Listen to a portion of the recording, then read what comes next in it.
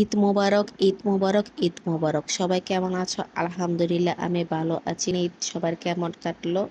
আমার খুব ভালো কাটলো। অন্ধকার দেখে কি ভাবছো? এই রাতে আমরা কি করছি সবকিছু ডিটেলস বলতাছি।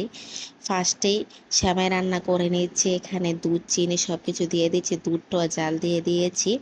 এখন দুধটা একটু ঠান্ডা হলে তারপর এখন দিয়ে দিব।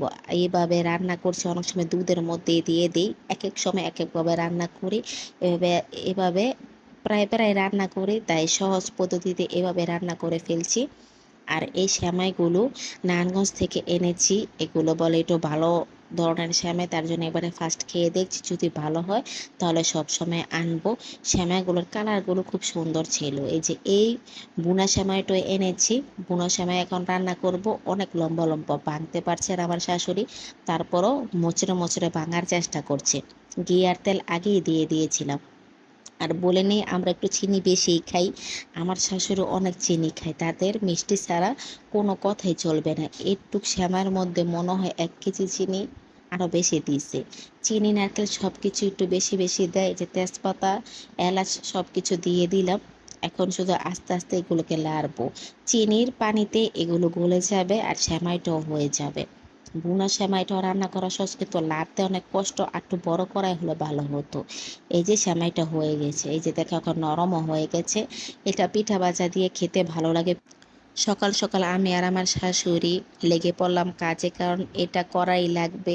বউদের কষ্ট হয়, বউদের বাড়ির সব কাজ করতে হয়, এগুলো বলে চলবে না। আমার মারও কাজ করে, দাদিরা কাজ করে, আমরা কাজ করতে লজ্জা কিসে। সকাল সকাল আমার শাশুড়ি সাদা মাংস রেঁধে ফেলছে, কারণ মাংস আস্তে আস্তে অনেক দেরি হবে তার জন্য।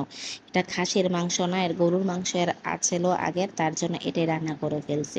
এখানে জিরা বাটা, মশলা বাটা, জয়ফল, জয়ত্রী বাটা এগুলো দিয়ে দিয়েছে। এখন কষাবে। এখন মাংসটা দিয়ে দিচ্ছে। অনেকেই দেখি ভিডিও বানায় বিয়ের আগের ঈদ, পরের ঈদ। কেন? আমরা, হ্যাঁ, আমরা বিয়ের আগে স্বাধীনতাভাবে চলেছি, কিন্তু এখন আমরা একটা নারী থেকে মা হয়েছে, বউ হয়েছে, আমাদের অনেক দায়িত্ব থাকে। তার জন্য আমার এই দায়িত্বগুলো পালন করতে হয়। কিন্তু এগুলো দিয়ে আমাদের মাদের, খালাদের, বোনদের আমরা আরো লজ্জিত করি। মেয়ে হিসাবে আমাদের কাজ করতে হবে। একটা মেয়ে যা পারে, একটা ছেলে তা পারে না। আর এদিকে কোরবানির মাংস এসে পড়েছে। এখন এগুলোকে আমি ধুচ্ছি।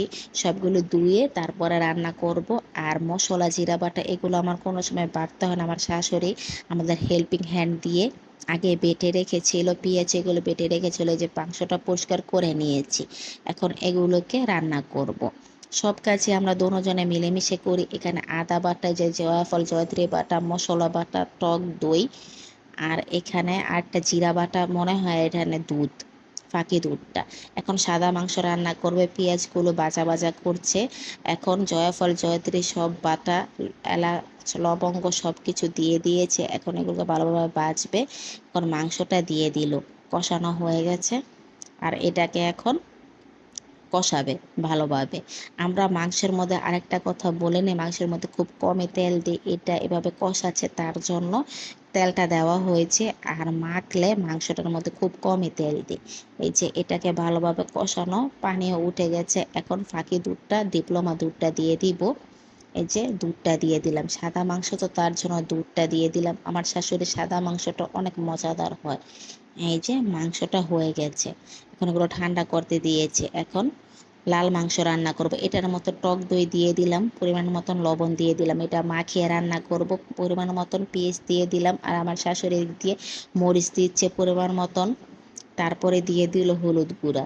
সব কিছু পরিমাণ মতোই দিতে হবে, না হলে মজাদার হবে না। সেটাই যাই বলুক না কেন, আর আমাদের চোখের আন্দাজ করতে হবে। অনেকে বলে, তোমরা বলো পরিমাণ মতন, কিন্তু তোমরা এত এত চামচ এত চামচ বল না কেন? কিন্তু এখানে তো মনে হয় 6-7 কেজির মতো মাংস, বা 8-9 কেজির মাংস। এখন যদি আমি 5 কেজির পরিমাণ বলি তাহলে কি হবে? আর এখানে জিরা বাটা দিয়ে দিচ্ছি। আর এটা মশলা বাটা, সব কিছু আলাদা আলাদা করে বেটে নিয়েছি, তার জন্য তোমাদের সব দেখাচ্ছি। আর এগুলো সব কিছু দিয়ে দিলাম। আর এটা জয়ফল, জয়ত্রী বাটা। পরে বলবো একটা জিনিস কি ভুল করেছি, আর টক দই আগে দেওয়া ছিল। এখন ভালোভাবে মাখছি। পরে আমারও মনে হয় আমার শাশুড়িরও মনে হয় মাখানোর পর ওগুলো ভালোভাবে মাখছি। তারপরে আমার শাশুড়ি বলে এই আদা রসুন তো দেয়নি, তারপরে যে লাস্টে এখন আদা রসুন দিচ্ছি। এগুলোকে ভালোভাবে মেখে নিয়েছে আর তেজপাতা, এলাচ, লবঙ্গ সব কিছুই দিয়ে দিয়েছি। এটাকে মেরিনেট করে কতক্ষণ রেখে দিব, তার জন্য ভালোভাবে মাখছি। কিন্তু এগুলো মাখতে খুব খারাপ লাগে, তারপর আমি মাখি। কারণ এগুলো মাখতে গিয়ে হাতে হাড্ডি আছে না, ওটার মধ্যে আঙ্গুলে কেটে যায়। তারপরও এটা করতে হবে। আমার শাশুড়ি যদি পারে তাহলে আমি কেন পারবো না? আমার শাশুড়ি আমাকে সব শিখায়, আমিও ওটা শিখার চেষ্টা করি। এতদিন আমার শাশুড়ি মাখতো, এখন আমাকে দেয়, আমি মাখি, আমার খুব ভালো লাগে। কাজ আনন্দ হিসাবে করলে তাহলে ওই কাজটা কষ্টের হয় না। এখন এটাকে বসিয়ে দিলাম, এই যে কষানো হয়ে যাচ্ছে।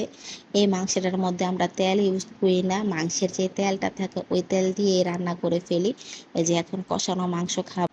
ঘরের সব কাজকর্ম শেষ করে সবাই বের হয়েছে একটু ঘুরতে। আলিফ আমার ছেলের ম্যাডাম আমাদের সবাইকে ট্রিট দিবে, কারণ আজকে তার জন্মদিন। কি ভাগ্য নিয়ে জন্মেছে, ঈদের দিন তার বার্থডে, তাকে ট্রিট দিব বলে কথা, সে আমাদের এই যে আইসক্রিম খাওয়াচ্ছে ট্রিট দিচ্ছে। আমরা সবাই একটু ভিডিও করে নিলাম, অনেকজন গিয়েছিলাম। আর রাত্রে নদীর পাড়ে গিয়ে খুব মজা করলাম, অনেক বাতাস ছিল।